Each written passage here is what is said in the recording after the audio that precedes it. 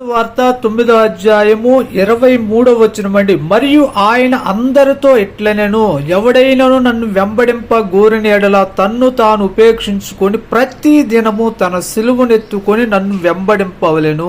యేసుక్రీస్తు ప్రభువును వెంబడించే వారికి మొదట ఆశీర్వాదాలు, దీవెనలు ఏమీ రావండి. మొదట ఆయన సిలువ శ్రమలు వస్తాయి, బాధలు వస్తాయి, కష్టాలు వస్తాయి, వేదనలు వస్తాయి, దుఃఖాలు వస్తాయి, ఇబ్బందులు వస్తాయి, నిందలు వస్తాయి, అవమానాలన్నీ వస్తాయి. అయినా సరే ఎన్నిటిలో నీకు బలాన్ని ఇస్తాడు, ధైర్యాన్ని ఇస్తాడు. నేనున్నానని ఒక ధైర్యముతో నింపి నిన్ను నడిపిస్తాడు. ప్రియక చెల్లితమ్ముడా, మొదట శ్రమలు వస్తాయి. శ్రమల తర్వాత దేవుని యొక్క దీవెనలు, దేవుని యొక్క ఆశీర్వాదాలు, దేవుడిచ్చే కృప అనేది నువ్వు పొందుకుంటావు.